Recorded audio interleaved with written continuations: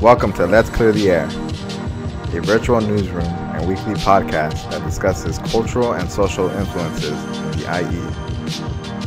In an era of misinformation, we're a platform that gives fact-based refreshers on the basics of mobilizing your community and offers expert-level perspectives on various topics and issues in your neighborhood and abroad.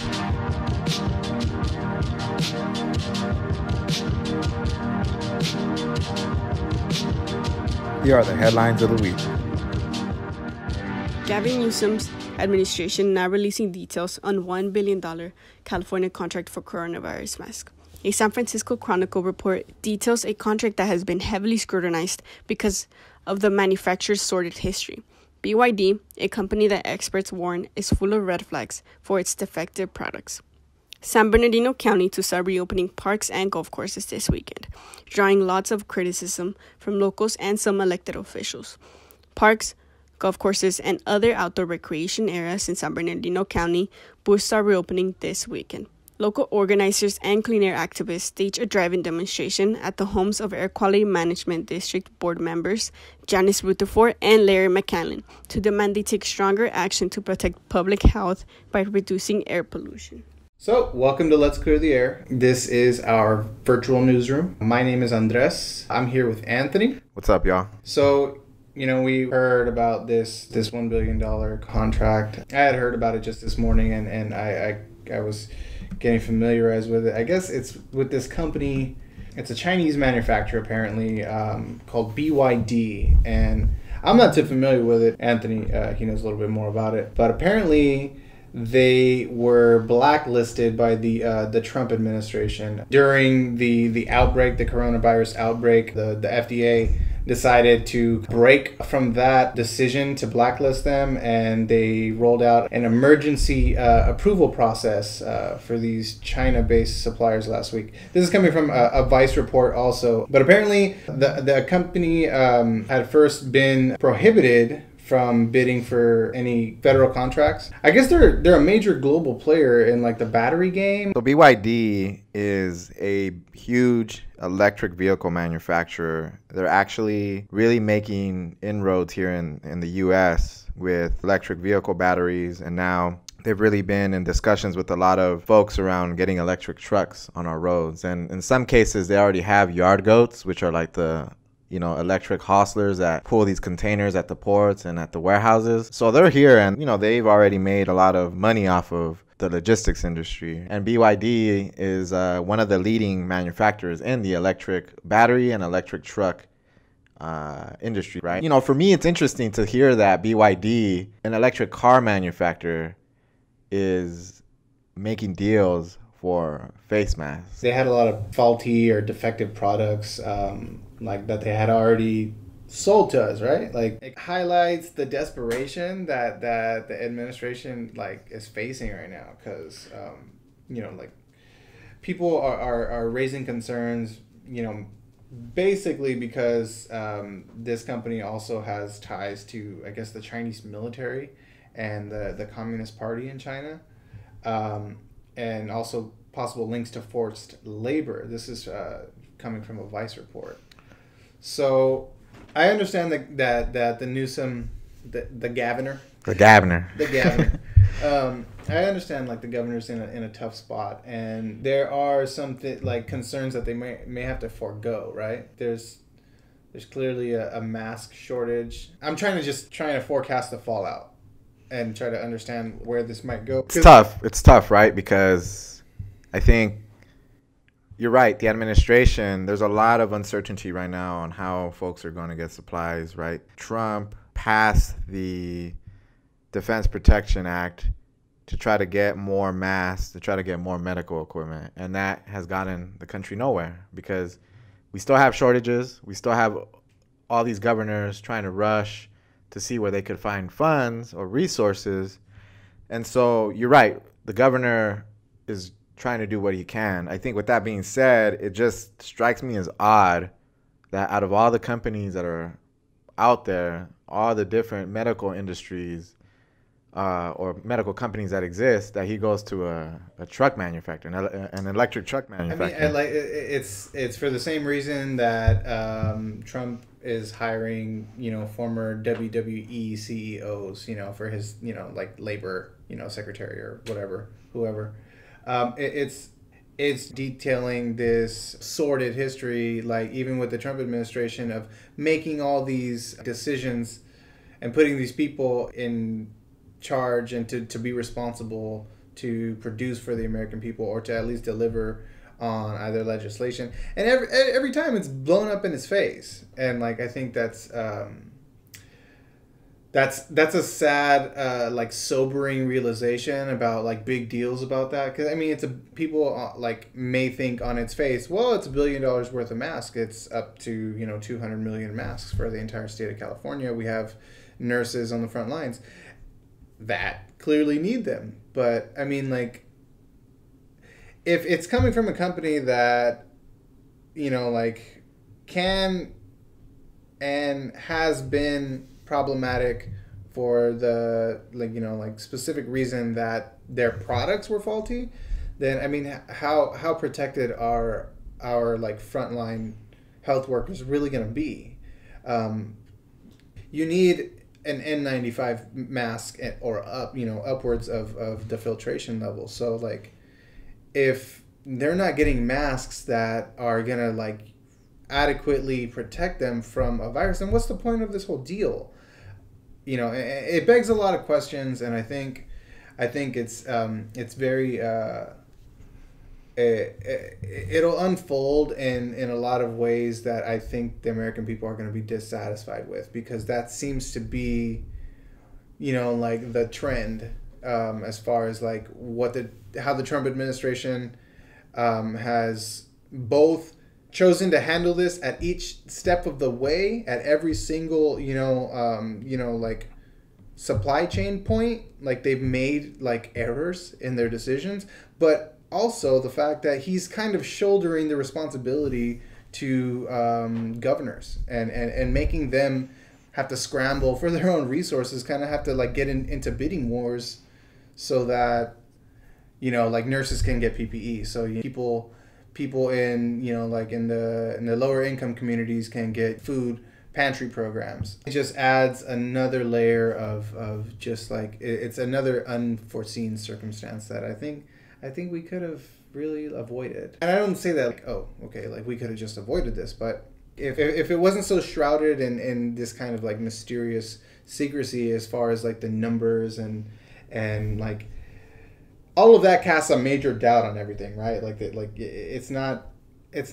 doesn't look good for the Newsom administration to refuse to provide state senators with a copy of the contract, and that's what they asked for. They asked for this contract in a budget oversight hearing in Sacramento today, and apparently they found out that the state had already paid half the cost for masks that might not even work. It just shows, right, that it's like a trickle-down effect. You have the federal administration really doing a lackluster, let's just call it for what it is, right? A lackluster job of handling this crisis. And what that's doing to states like California, and I'm sure other states are probably in worse situations, it's putting them in a situation where they have to kind of scramble to do things. And what that does, it just causes not only tension among the leadership in the state legislature, but just a lot of uncertainty and really just a lot of stress on the people that are handling these things. Like you said, right, these masks, this company has a history of having faulty equipment. And these are masks. These are, this is like PPE. But nonetheless, right, if they're fumbling with their existing line of products, then you could only foresee them having some issues with these masks. Or possibly, right? We're not sure. Just this situation is a little odd to me. According to Vice, until 2 months ago, a BYD stands for Build Your Dreams, apparently. That's interesting. A BYD precision manufacturer company specialized in making electronic components, including hardware for Apple's iPhones. They basically repurposed their entire facility in Shenzhen into the world's largest mask manufacturing plant last month. So the offshoot, which is owned by a holding company incorporated in the Virgin Islands, actually registered with the Chinese government on the 7th of February to begin the production and sales of medical equipment and industrial protective equipment. So everybody's pretty much just hopping in this PPE game right now because it's the hottest commodity. And it's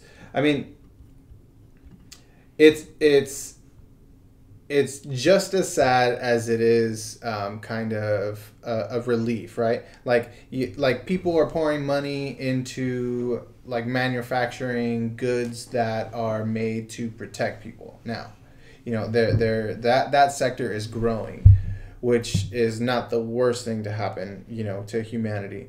But at the same time, they're commodifying something in a way that I think ultimately we know what happens with assembly line is the quality diminishes. It comes right at the time of crisis, which shouldn't be the case. We should be forcing companies to take proactive steps now or before things happen.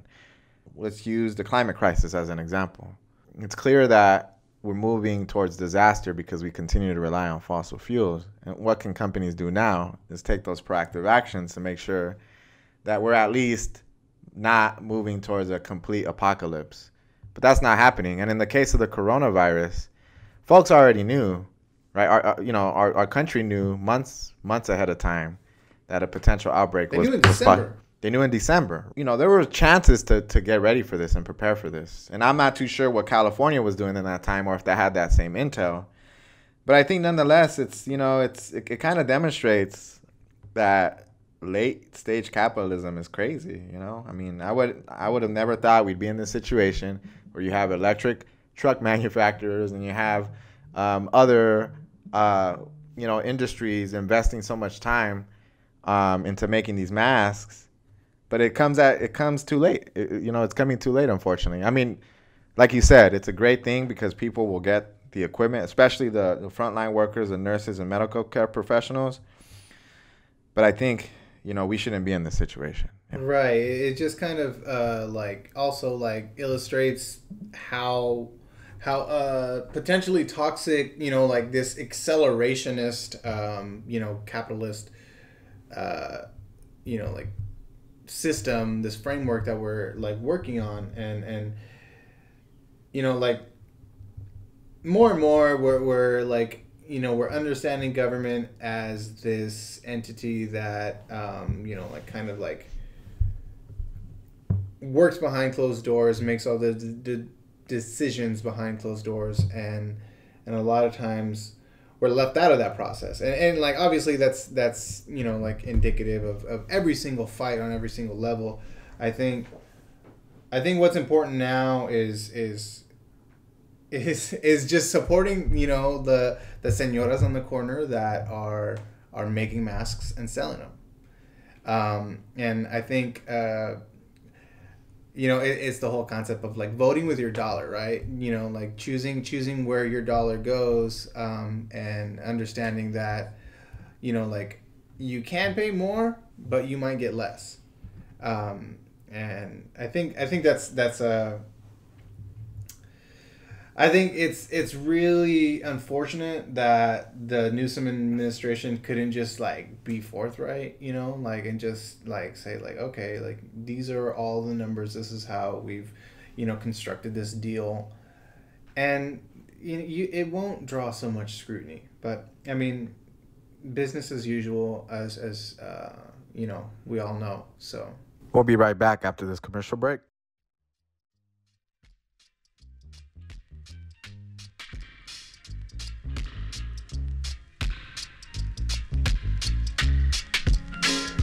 Your time.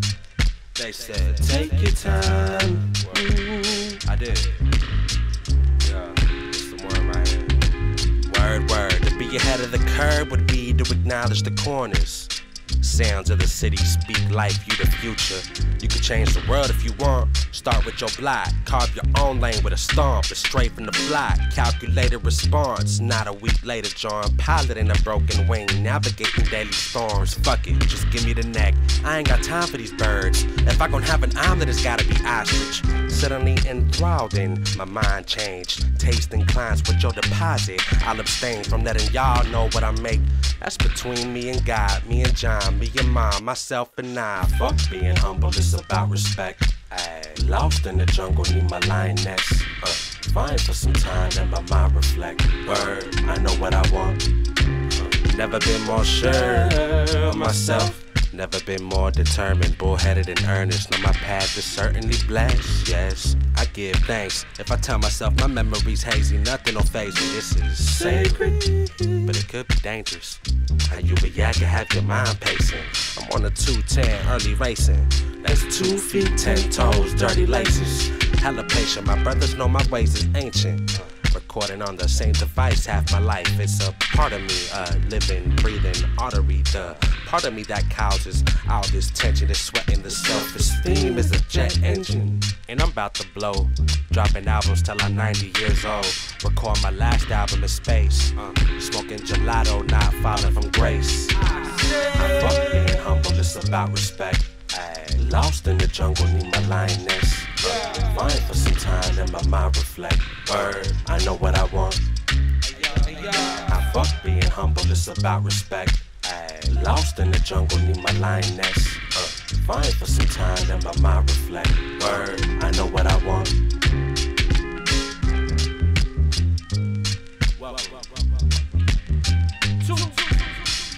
An idea extended by the speed of things.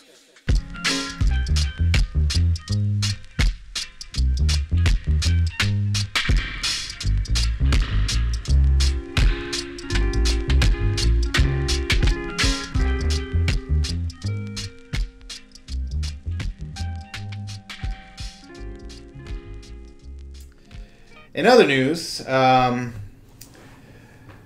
the county's apparently going to open up the parks and the golf courses, so we can, get your 9-iron and head out to the course and have a couple beers. Or ride your bike or walk on the trails, right? Those are other things you could do right at some of these parks. But that's interesting. I think it's too soon. Yeah, I mean, like people are still, the case percentage rate in San Bernardino County hovers around like 10. I seen it spike to up to like 13 at some points. People are scared. People are freaked out. They don't have any, they don't have any motivation to like go and put themselves at risk right now. And I think that also shows on social media, when people are actually talking about the choices that the electeds are making, they're just as upset as the rest of us. Like people on either side of I guess the aisle would like agree that this is dangerous. This is not a good practice. This is not a good idea. But at the same time, everybody feels that anxiety of having to be stuck at home and, understanding that the economy has pretty much grinded down to a halt. And for a lot of folks, it just don't make no sense for us to, go out and risk, ourselves. Right. Yeah, I think, a lot of folks want to walk around, right? I mean, you and I, off the air, talk about, taking drives or kind of getting out for a little bit. Yeah. So, people have that inkling to want to do stuff because, I mean, we live in a beautiful county. Mm-hmm. We live in a county where you have mountains, you have deserts, right? I mean, we all know that. But yeah, I think it's kind of a risk unless people are really doing their part to have PPE, to have distance among each other. Which, for the most part, at least in my personal experience, I've seen that. But yeah, people are out there with masks, and I mean, like, the county's even saying, you know, like you should still take social distancing, physical distancing precautions, and face coverings will be required. So you'll be able to be like, you know, if you want to be out there hiking, biking, boating, all of the non-contact outdoor activities, you know, horseback riding, tennis, golf, can't play football. So, you know, you can't throw in your pads and toss the pigskin around and get a little dirty. But, I mean, like, you can't camp, no contact sports, no parties, and no barbecues. You can't, you know, make use of any of the grills and any of the, parks and stuff. So it's open, but with certain precautions, certain restrictions. Right. It's open, but they're it sounds as though they're gently easing some of the like restrictions about being on public property. I mean, like, it's causing a lot of ruckus. I just seen a video this morning of this woman, you know, being arrested because they were at the park. And I mean, keep in mind, she was arrested because she hung around and she was kind of like, you know, arguing with the cops there that were, you know, just enforcing orders, obviously, like doing their job. And she got arrested because she was basically at a park, at a playground with her kid. So people are getting pissed off, and it's understandable. You know, like, if you live in an apartment and you need to go somewhere with your kid to have them, you know, be somewhere outside, and kind of, you know, exert some of that energy, it's hard for folks to like, you know, like, find those places right now, especially if you can't even go to a park. So, I mean, it's good in some ways, but also, I mean, if what happens during this crisis happened during the government shutdown, when folks were in Joshua Tree and they destroyed land that was pretty much untouched for, you know, hundreds of years, like that's still cause for concern. Because people still will show up, and they're not the pack in, pack out type folks. You know, they'll come in, they leave garbage, and they abuse some of the easing of these restrictions. I guess that's my beef with it, is that, like, ultimately it's people, like, are going to take advantage of the kind of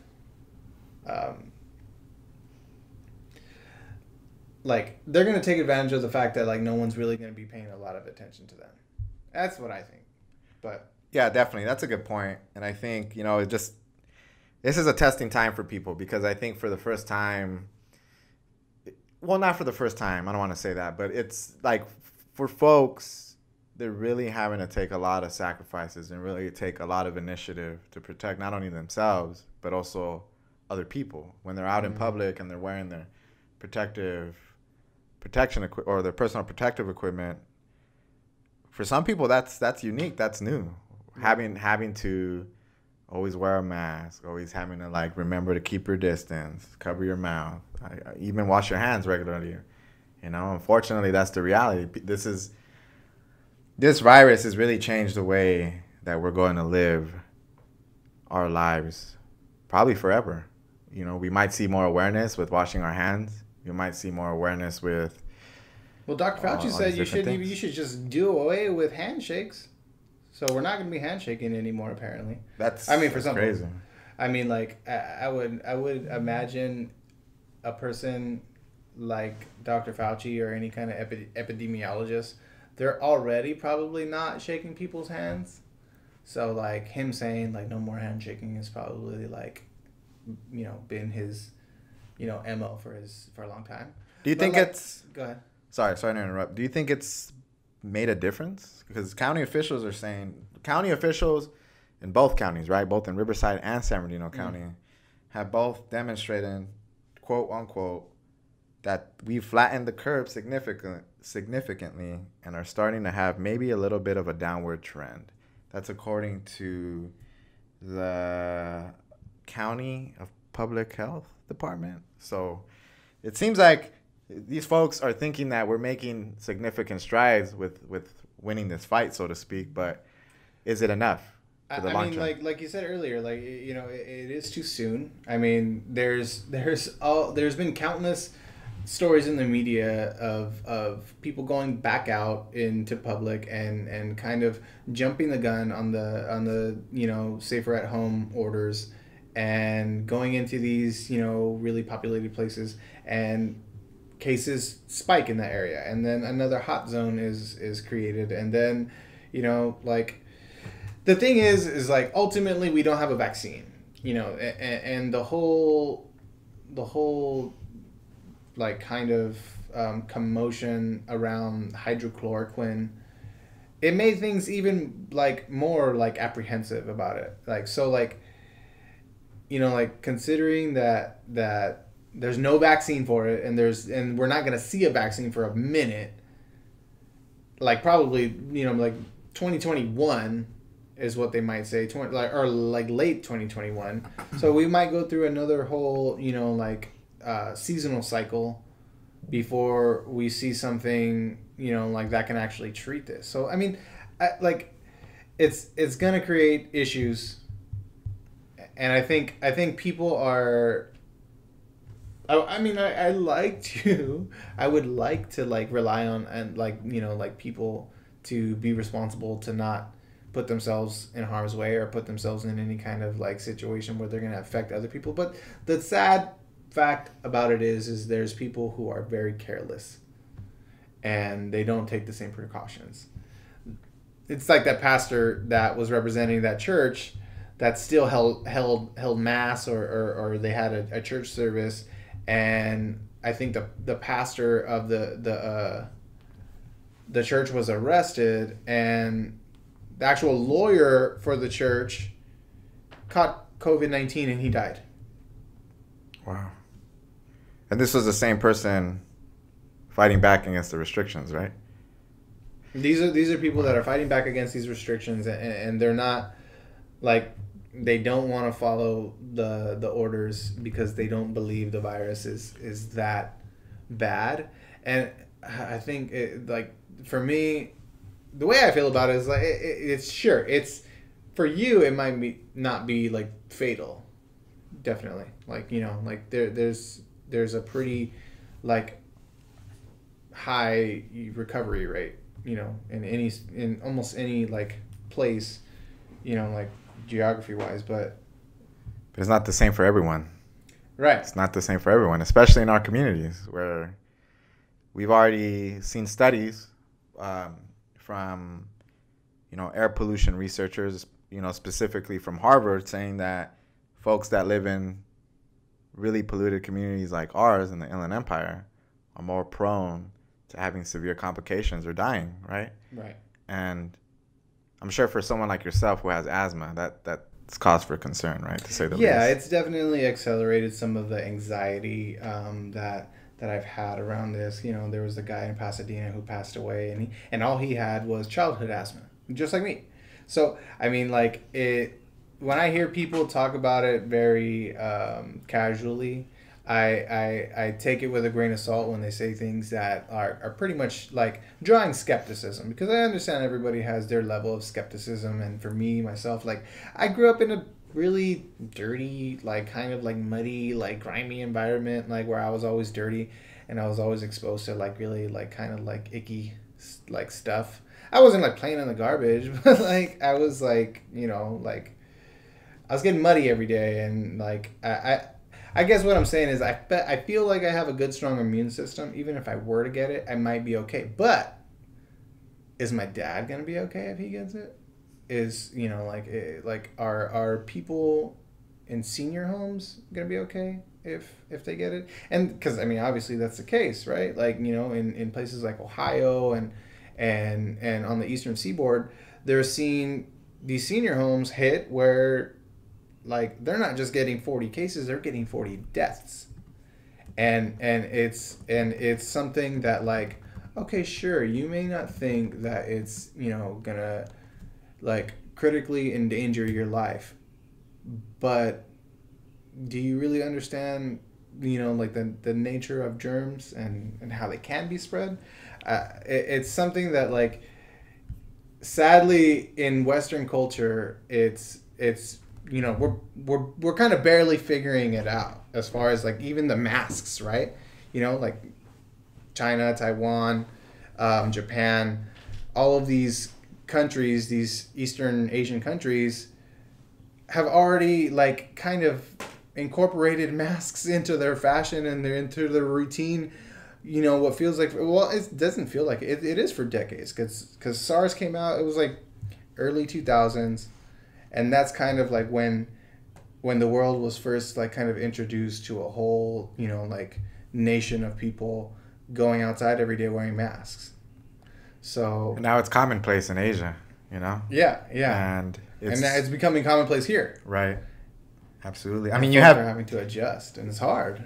to make a little light of this, it's interesting that I see people design their masks, have these different things. It's like becoming a culture now, almost. Yeah, I feel like Americans, we can take anything and kind of like throw our badge of approval on it once we spice it up with our favorite football team or our favorite baseball team. You know, like, I mean, just the other day, my dad was asking me if I could find some Raider masks for him. So I'm like, whatever, dude. If like it's like if this is what it's gonna take for you to be cool with rocking a mask, then of course, like, Why not, right? you know, like I'm gonna just try to make it as accessible as it possibly can, and like I said, like choose where you spend your dollar, right? Like instead of like going somewhere like to spend $15-17 on a mask that's gonna be delivered, you can buy a little mask from the senora right here, you know, like, you know, in the neighborhood. And you're seeing that. You're seeing a lot of flower vendors switching to selling masks or doing both. Right. So you could support them. You could support, I mean, like you said, right? Senoras down the street. Roses and a little Mickey Mouse mask.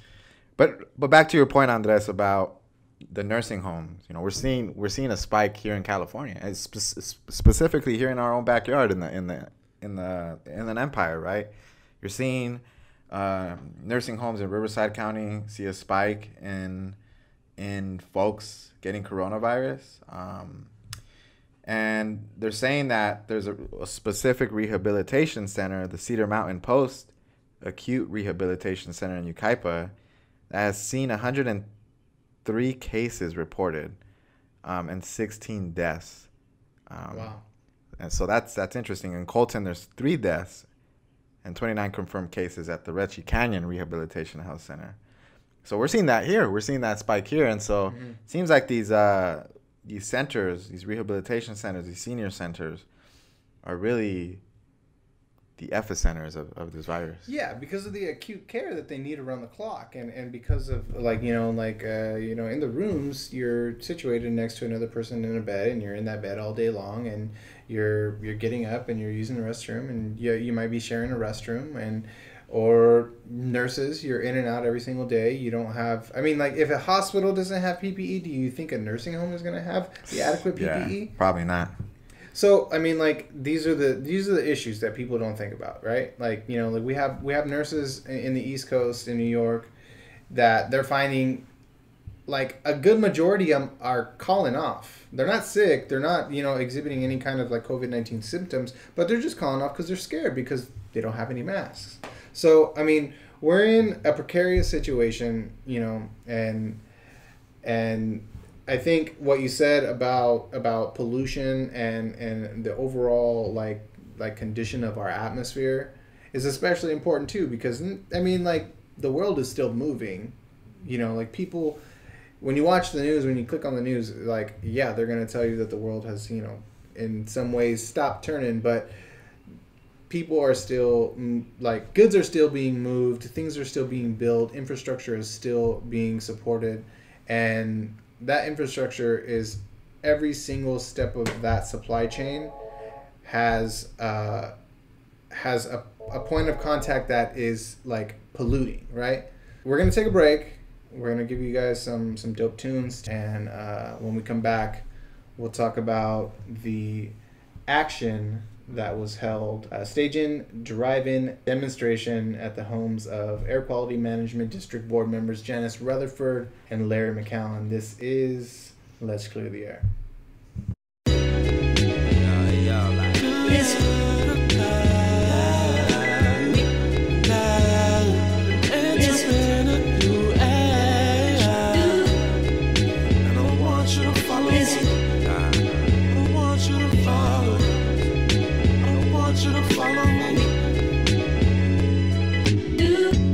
I'm watching my parents get older. I wanna be a good son for them, you know. If I could turn back time, I reassure my grandmother that nothing she ever taught me was in vain. What a lady. The love she instilled in my soul is enough to cover the globe twice over. Carry the world on these broad shoulders.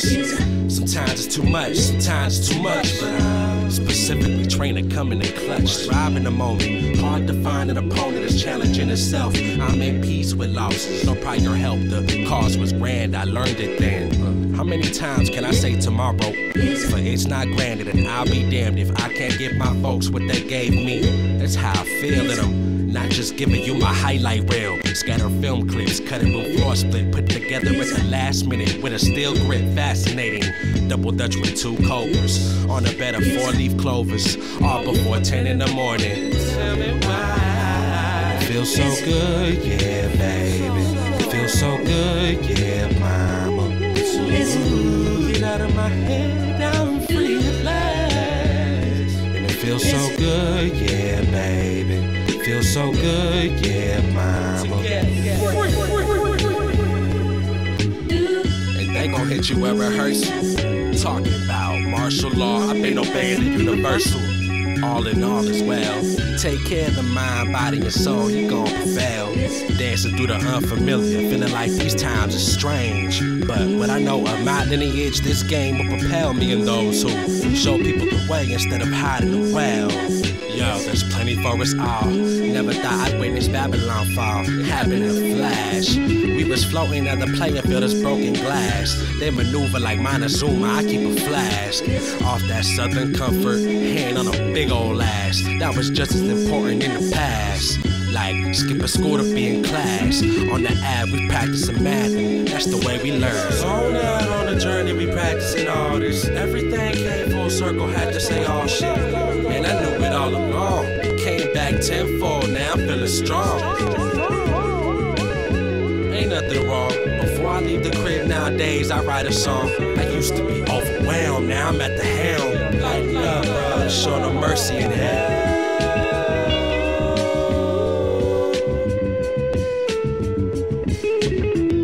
And the sound escapes.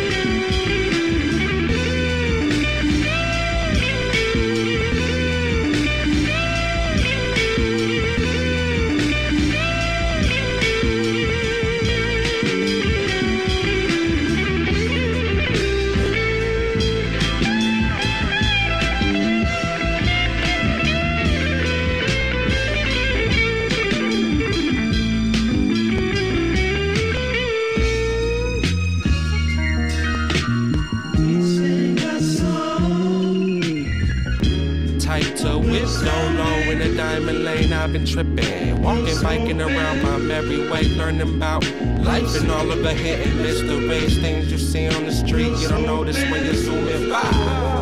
And maybe that's just how they planned it. If you don't give a fuck, then why should I just outlandish? Too many times I put my feelings aside, but didn't speak up. My spirit won't let me continue that pattern. I'm on my way to Saturn.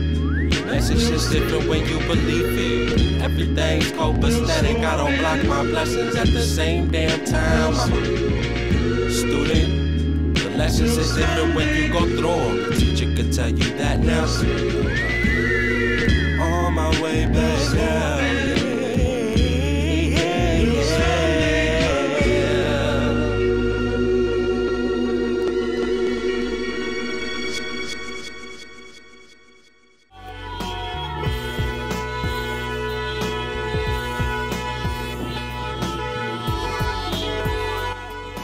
We are honoring Mother Earth by calling out people that are threatening and attacking her, by going to disturb the peace of these people's houses that are disturbing the peace of the earth. Larry McCowan, the mayor of Highland, Janice Rutherford, supervisor of San Bernardino, and they both sit on the Air Quality Management District, the air quality board that's supposed to protect our health, but instead it helps businesses and industry profit more as they sit there making those decisions for them.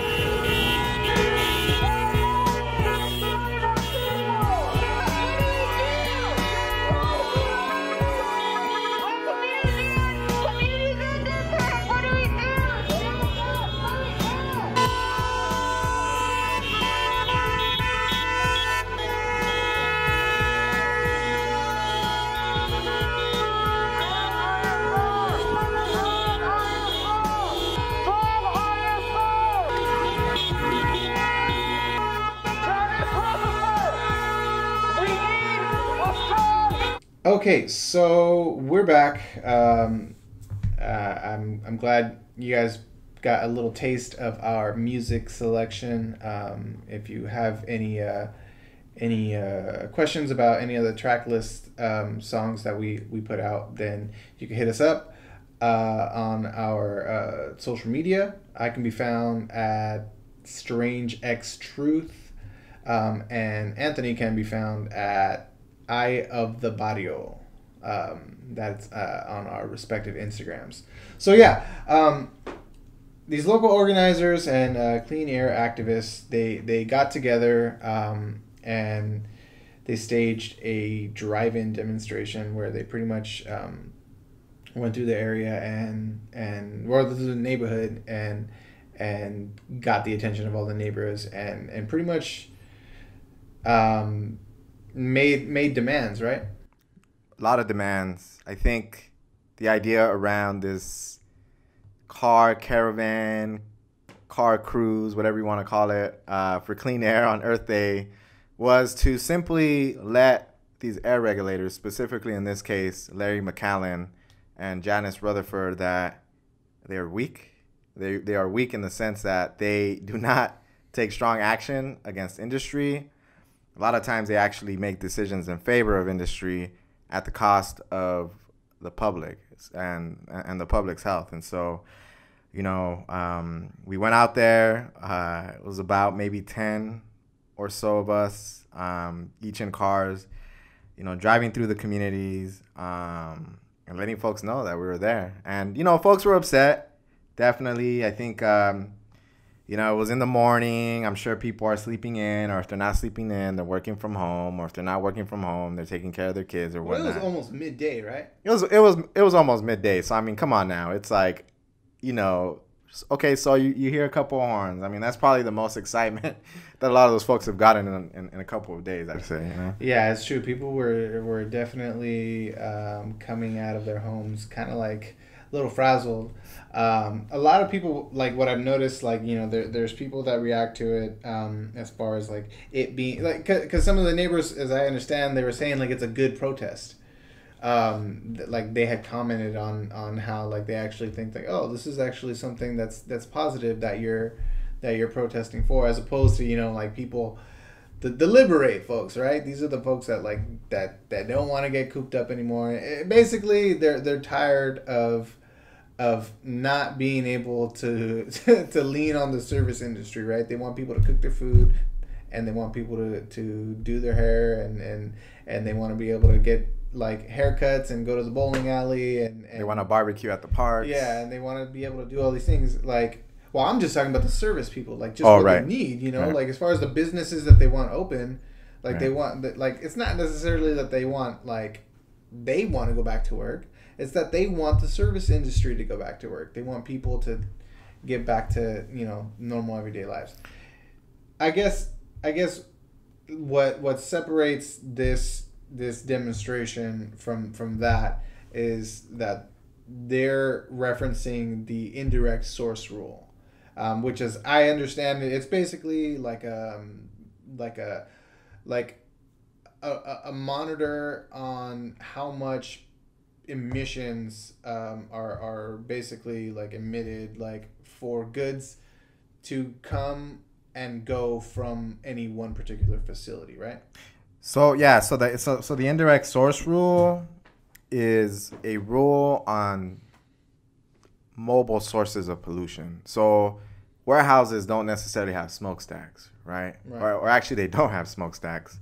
And so it's not necessarily a stationary source of pollution. But the problem with these warehouses and these rail yards, right? In this case, we were more so talking about the warehouse indirect source rule.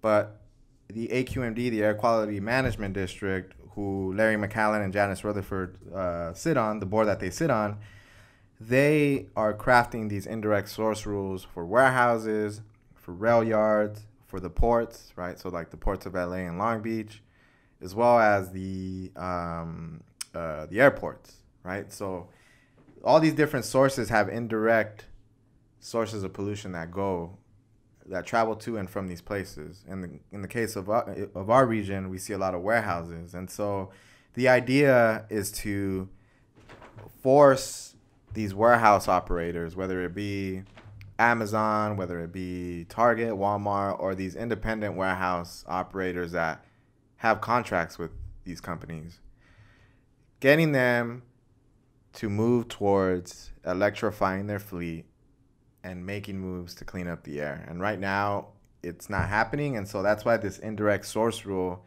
is critical, because the state already has goals to meet zero emissions by a certain year. I believe it's 2030, right? Sometimes they float up 2035, 2040. The point is that we have goals, right, that we want to meet. And right now, the direction that we're heading in, it looks like we're not going to meet those goals unless we push for stronger regulations. And that's why this is our goal of making sure that these rules are strong, because for the last maybe 7 to 8 years or so, the AQMD has approved rules like this before, but they're all incentive-based rules. What does that mean? It means that we're pretty much paying these polluters to pollute, right? So a polluter comes in and says, oh, you know what? I didn't meet my goal this month. I over exceeded the goal of pollution, blah, blah, blah. AQMD will say, okay, well, you know what? You just have to pay us a fine. That's fine. Just pay us a fine, and then we'll work with you to, quote unquote, fix your pollution issue. But oftentimes that doesn't do the trick, because these companies make millions or billions of dollars a year. So for them, it's easy to just pay these fines if necessary, because they have the means. But what does that do in the long term for folks like us that live in these communities, that live next to warehouses and rail yards and all this stuff? It exposes us to the pollution, right? It exposes us to the lackluster job that both the Air Quality Management District and these companies are doing to try to fix the issue. And so, the indirect source rule moves away from this incentive-based kind of program where we're giving back to polluters, and it's aiming to do something different in the sense of actually holding these companies accountable. Yeah, I think one thing that is also kind of like a stark reminder about just like regulations in general is just the simple fact that these corporations, or like at least the industries, the lowly laborers are sometimes the people who are, like making those small changes that are actually skirting the law and skirting regulation. And that's before an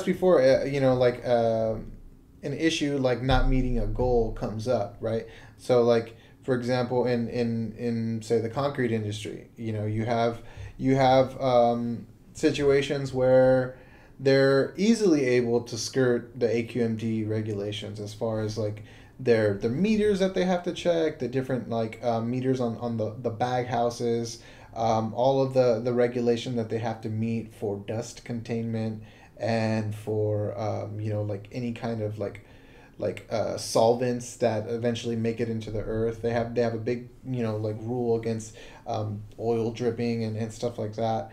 So like that thinking about that combined with the fact that that even if they don't meet the goal, even if they do exceed any kind of pollution or emission levels, all they're going to face is pretty much a slap on the wrist. And that's why organizers like Yasi Cabezade and Ricardo Olea were out there demanding for more. So today we're out here in front of Larry McCallan's house doing the right thing, reminding him, encouraging him to do the right thing, to protect our Earth on the 50th anniversary of Earth Day. Thank you. We're here to ask Janice Rutherford to urge her to pass a strong ISR. Our communities are at stake here. This is not a joke. In the face of COVID-19, now is the time to be thinking about our communities the most. We are the ones that lied. Janice, strong ISR now! Yeah, definitely. You could hear the passion, like coming from people that are like obviously affected by this, and I guess like you can argue that the Liberate folks are also in some ways affected, but they're protesting for something completely different. And I think a lot of times people say like, oh well, this is not the way that you're gonna affect change, and I mean, I disagree with that. I think on its face, if you don't put pressure on people who operate in public for a living, then in a lot of ways they'll get complacent, because that's the case in any job, right? Like you become complacent in any job. So I think our elected officials, shouldn't be so beloved, right, that they are free from scrutiny. They're above scrutiny or sometimes even above the law, right? And I mean, like, we can talk about mayors and how mayors operate, but I think eventually, I mean, that's a whole different story for a whole nother episode, right? Definitely, yeah. But it's definitely like something that is driving a conversation, I think. It's important for people to understand not just that these actions are happening, they're taking place in the first place, but what they're about and what they're really looking to do. And I think a lot of times people get the intention misconstrued, and they don't quite understand that, like, people are like, sure, your kid might get woken up, like your kid's sleeping in.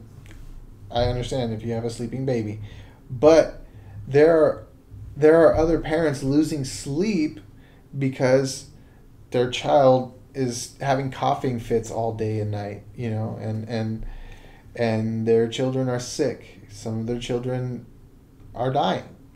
So I think for people to overlook the entire concept underneath that's supporting these actions, I think it's really important. And then at that point you can make your criticism, right? Then you can say, well, I don't really like that you did this. Well, why don't you do this? And why don't you that's building coalition.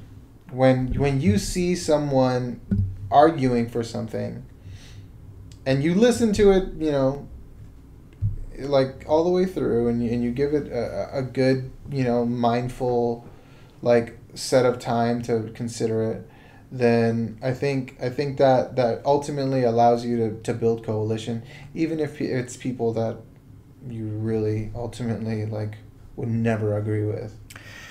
Yeah, and I think for the large part, the action was successful because we got people to come out of their homes. As you mentioned, there were people asking questions. And I wasn't aware that some folks actually were saying, hey, this is a good cause, which is good because, you know, that's good, right? Some folks understand the purpose of what we're doing. But ultimately, the fact that folks were able to come outside, folks were able to see the messaging, I think to me is a success. Even if McAllen and Rutherford themselves didn't come out, I'm sure they heard. I'm sure that they saw everything on social media.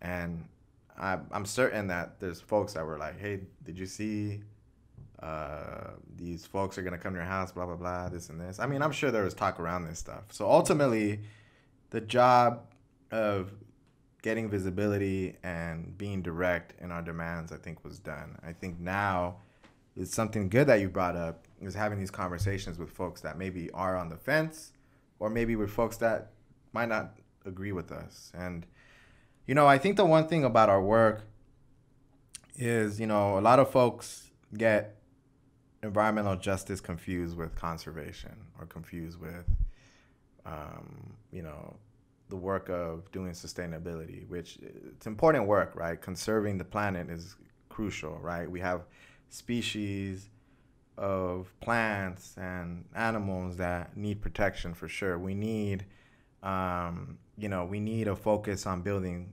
gardens and building farms so we could be self-sustaining.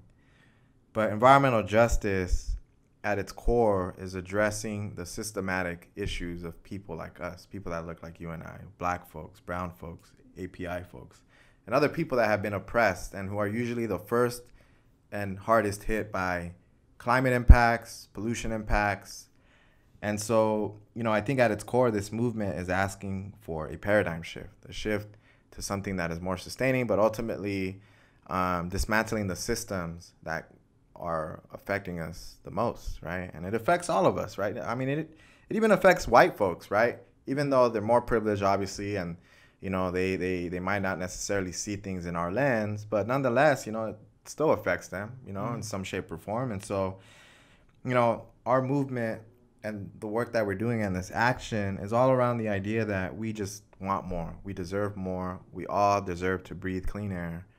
And that is what it's about at the end of the day. And until we get leaders on this air board that are willing to go the extra mile to push for us, we're going to continue to raise hell, quite frankly, right? And it's not just us screaming and doing all this stuff, right? That's one part of it, right? The direct actions. But we're also pushing policy. We're also creating media, just like we are now. We are meeting directly, and in this case, we're having conversations because we can't really meet with people, obviously, but we're having conversations with community members around all this stuff, and it's multifaceted, you know? So when folks see us out there, you know, they might think, oh, you know, all these people are ranting, but ultimately, no, there's a whole system of organization that goes into this work, and that's for any movement, really.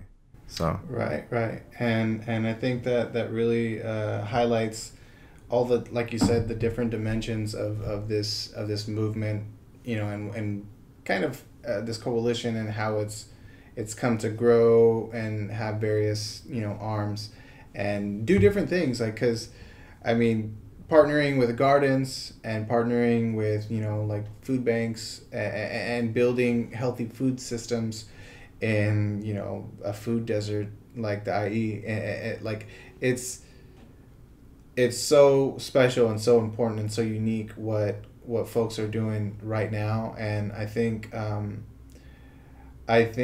a lot of people, they do draw a lot of skepticism as far as, like, you know, like the importance of, say, you know, recycling.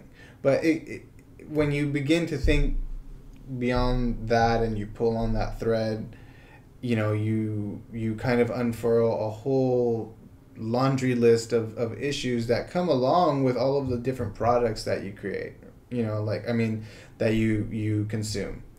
So, I mean, it's such important work what y'all are doing to raise awareness. And I think with that, you know, we're gonna cap up and wrap up this episode of Let's Clear the Air. Again, my name's Andres. I'm hosting alongside Anthony here. We are at the CCAEJ offices in Riverside. More specifically, we're in Jurupa, right next to the freeway. So we're breathing in this air every day. We understand it, and we're looking to fight against all the different powers that be that are keeping us down.